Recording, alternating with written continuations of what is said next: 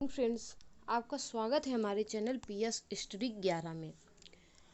कल की क्लास में हमने पढ़ा था पार्ट 1 दिल्ली सल्तनत का, गुलाम वंश का पहले शासक जो गुलाम वंश के संस्थापक के कुतुबुद्दीन ऐबक के बारे में।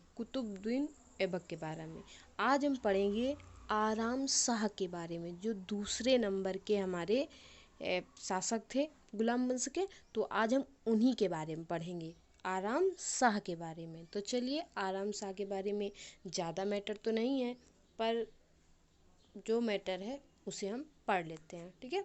क्योंकि कुछ विद्वान आराम शाह को कुतुबुद्दीन ऐबक का पुत्र भी मानते हैं, लेकिन कुछ विद्वानों ने लिखा है कि कुतुबुद्दीन ऐबक की केवल पुत्रियां थी, पुत्र नहीं, ठीक है। तो ये आराम शाह जो थे वो कुतुबुद्दीन ऐबक के पुत्र नहीं थे, ठीक है। तो चलिए थोड़ा सा इनके बारे में पढ़ लेते हैं। ज़्यादा कुछ इन्होंने किया नहीं है, क्योंकि इनका शासनकाल केवल 8 महीने का रहा है, ठीक है। तो चलिए इसको पढ़ लेते हैं। चलिए तो हम आराम शाह के बारे में पढ़ लेते हैं। आराम शाह का कार्यकाल जो था वो था 1210 से लेकर 1211 तक, ठीक है। इनका कार्यकाल केवल 8 महीने का ही था, ठीक है। इनका कार्यकाल ज़्यादा दिन तक नहीं था, इनका कार्यकाल केवल 8 महीने का था, ठीक है। आराम शाह गुलाम वंश का दूसरा सुल्तान था, ठीक है। आराम शाह कौन सा था? तो आराम शाह था हमारा गुलाम वंश का दूसरा सुल्तान। पहले सुल्तान के बारे में हमने पढ़ा था, तो उन्होंने सुल्तान की उपाधि नहीं धारण की थी कुतुबुद्दीन ऐबक ने। उन्होंने सिपह सलार की जो उपाधि धारण की थी, सिपह सालार की उपाधि धारण की थी, ठीक है। ये हमारे दूसरे शासक हैं गुलाम वंश के। तो इनके बारे में थोड़ा सा पढ़ लेते हैं। इनका शासनकाल ज़्यादा तो नहीं था, केवल 8 महीने का था। देख लेते हैं उन 8 महीनों में इन्होंने क्या क्या किया है, ठीक है। तो इनके बारे में पढ़ते हैं। आराम शाह गुलाम शाह का दूसरा सुल्तान था, ठीक है। गुलाम वंश का दूसरा शासक था। कुतुबुद्दीन ऐबक की आकस्मिक मृत्यु के बाद, जब अचानक कुतुबुद्दीन ऐबक की मृत्यु हो जाती है पोलो से, ठीक है, तो जब उनकी मृत्यु हो जाती है तो वहाँ पे उत्तराधिकार संकट उत्पन्न हो गया, ठीक है। कोई भी उत्तराधिकार उस समय नहीं था, तो उत्तराधिकार संकट उत्पन्न हो गया। क्यों उत्पन्न हुआ? क्योंकि संभवतः जो ऐबक का कोई पुत्र नहीं था। लेकिन आपको पिछली क्लास में बताया गया था कि कुतुबुद्दीन ऐबक का जो था वो पुत्र आराम शाह को माना जाता है, लेकिन कुछ विद्वान मानते हैं। लेकिन कुछ विद्वानों ने ये कहा है कि उसका कोई भी पुत्र नहीं था, ठीक है।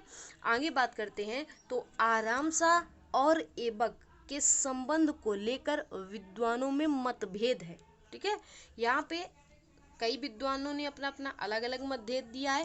पहले हम अबुल फजल ने जो कहा है उसके बारे में पढ़ लेते हैं कि अबुल फजल के अनुसार आराम शाह ऐबक का भाई था, ठीक है। जो अबुल फजल ने यहाँ पे बताया है तो आराम शाह को ऐबक का भाई बताया है, ठीक है। लेकिन कुछ विद्वान उसे कुतुबुद्दीन ऐबक का पुत्र मानते थे। किंतु जुबैनी लेखक थे, जो प्रसिद्ध लेखक थे। अबुल फजल भी प्रसिद्ध लेखक थे और जुबैनी भी थे। जुबैनी ने क्या लिखा है? जुबैनी ने बताया है कि ऐबक जो थे उसका कोई पुत्र नहीं था, ठीक है। कुतुबुद्दीन ऐबक का कोई भी पुत्र नहीं था, ठीक है। मिनहाज के अनुसार, ये मिनहाज भी एक लेखक थे हमारे, तो उनके अनुसार ऐबक की केवल 3 पुत्रियां ही थी, ठीक है। मिनहाज के अनुसार ऐबक की जो केवल 3 पुत्रियां ही थी, उनका कोई भी पुत्र नहीं था, ठीक है। चलिए आगे देख लेते हैं। तो देखिए यहाँ पे क्या लिखा हुआ है। उत्तराधिकार के संकट को देखते हुए तुर्की अमीरों साधारण जनता को शांत रखने व उपद्रव रोकने के लिए आराम शाह को गद्दी पर बैठाया, ठीक है। जब इस तरह से उत्तराधिकार के संकट को देखा गया तो तुर्की जो अमीर थे उन्होंने क्या किया है, यहाँ पे तुर्की अमीरों ने साधारण जनता को शांत करने के लिए, उनके उपद्रव को रोकने के लिए आराम शाह को गद्दी पर बैठा दिया। किंतु वह एक कमजोर व अयोग्य शासक सिद्ध हुआ, जबकि उस समय की कठिन परिस्थितियों में एक योग्य शासक की जरूरत थी, ठीक है। लेकिन वो एक योग्य शासक नहीं था। एक योग्य शासक की आवश्यकता थी।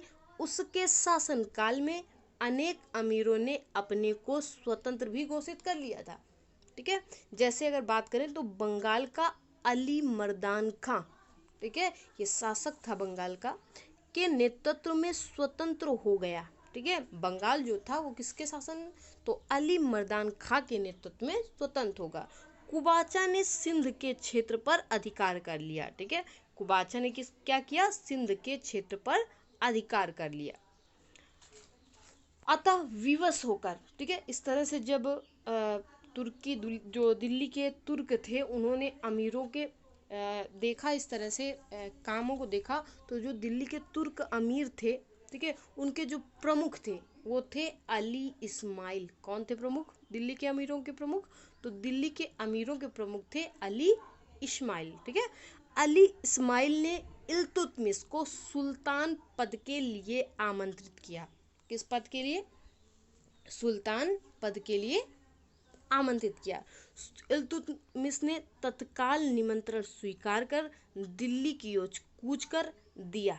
ठीक है, दिल्ली के निकट जड़ नामक स्थान, ये स्थान का नाम बताया गया यहाँ पे, जड़ नामक स्थान पर इल्तुतमिश और आराम के शाह के बीच में युद्ध हुआ, जिसमें इल्तुतमिश विजयी हुआ और आराम शाह की हत्या कर दी गई।